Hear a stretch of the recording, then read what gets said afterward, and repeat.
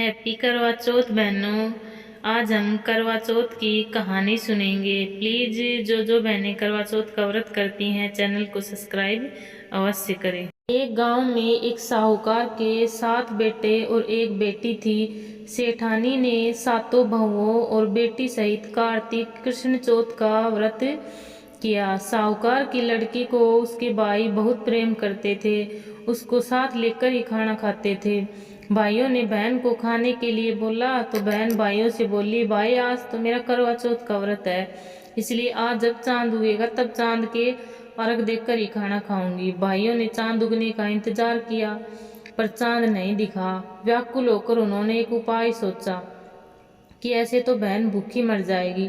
इसलिए एक भाई ने पहाड़ी पर जाकर दीपक जला दिया, दूसरे ने चलनी लगा ली।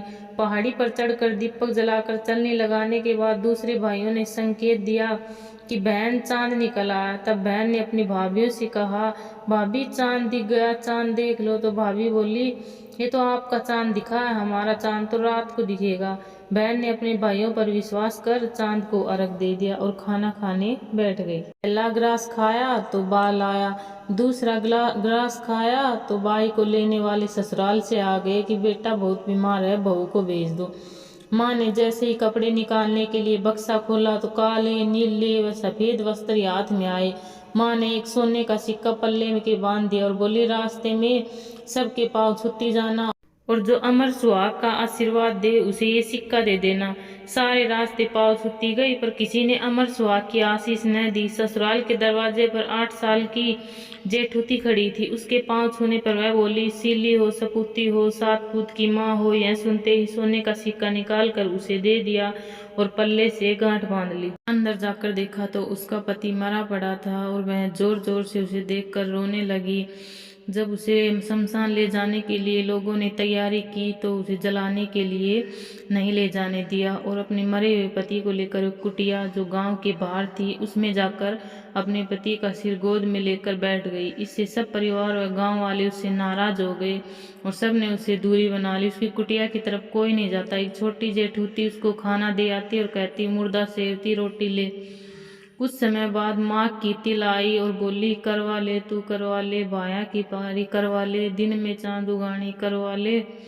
तब वह चौथ माता के पाँव पकड़ के बैठ गई। हे चौथ माता, मेरा उजड़ा सुहाग तो आपको लौटाना ही पड़ेगा, मुझसे बहुत बड़ी गलती हो गई।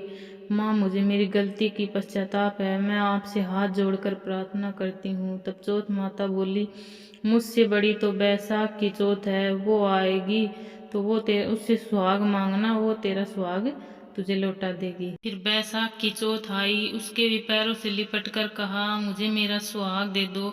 तो बैसाख की चौथ ने कहा, मुझसे बड़ी भादों की चौथ आएगी, उससे मांगना, वो तेरा सुहाग देगी। थोड़े समय बाद भादुड़ी चौथ माता आई तो उसने भी यही सब कहा तो पाँव पकड़कर बैठ गई और रोने लगी। उसकी करुणा पुकार सुनकर भादुड़ी चौथ माता बोली, तुझसे कार्तिक कृष्ण करवा चौथ माता रुष्ट हुई है तो वही तेरा सुहाग तुझे लौटा सकती है। यदि वह चली गई तो तुझे तेरा सुहाग कोई नहीं लौटा सकता। और फिर कार्तिक का महीना आया और चौथ माता स्वर्ग से उतरकर नीचे आई और गुस्से से बोली, 7 भाइयां की बहन करवा ले, दिन में चांद उगानी करवा ले, व्रत भांडनी करवा ले। साहूकार की बेटी ने चौथ माता के पांव पकड़ लिए, वह विलाप करने लगी, ये चौथ माता, मेरी बिगड़ी आपको बनानी होगी, जग में आपसे बढ़कर कोई नहीं है, आपको मेरा दुख दूर करना ही होगा। माँ का हृदय बहुत ही विशाल होता है। माँ, मुझे अभागिन पर अपनी कृपा दृष्टि बरसाओ। चौथ माता उसकी सच्ची भक्ति व त्याग से प्रसन्न हो गई और उसे अखंड सौभाग्यवती का आशीर्वाद देते हुए उसका पति जीवित हो गया और माँ अंतर्ध्यान हो गई। पति उठा और बोला, मुझे तो बहुत नींद आई। वह बोली, मुझे 12 महीने हो गए आपकी सेवा करते, मुझे तो चौथ माता ने सुहाग दिया है। जब जेठूती रोटी देने आई तो उसे काकी की बात करने की आवाज आई तो घर जाकर बताया। सासू जी ने आकर देखा तो बहू व बेटे दोनों जीम रहे हैं, चौपड़ पासा खेल रहे हैं। सासू जी यह सब देखकर प्रसन्न होकर पूछने लगी, ये सब कैसे हुआ? तो बहू बोली, चौथ माता ने अखंड सौभाग्य का आशीर्वाद दिया था। सब लोग चौथ माता का चमत्कार देख चौथ माता की जय जयकार करने लगे। चौथ माता का उद्यापन कर सारी नगरी में कहलवा दिया कि सब कोई चौथ माता का व्रत करो। 13 चौथ नहीं तो 4 चौथ नहीं तो 2 चौथ को तो सबको करनी ही चाहिए। हे चौथ माता, जैसे अमर सुहाग साहूकार की बेटी को दिया वैसे ही सबको देना। कहानी सुनकर के लाइक और सब्सक्राइब करना प्लीज़। 13 लोगों के पास शेयर भी करना। आपका सुहाग सदा अमर रहे, अखंड सौभाग्यवती रहो, मेरी यही कामना है। Thank you.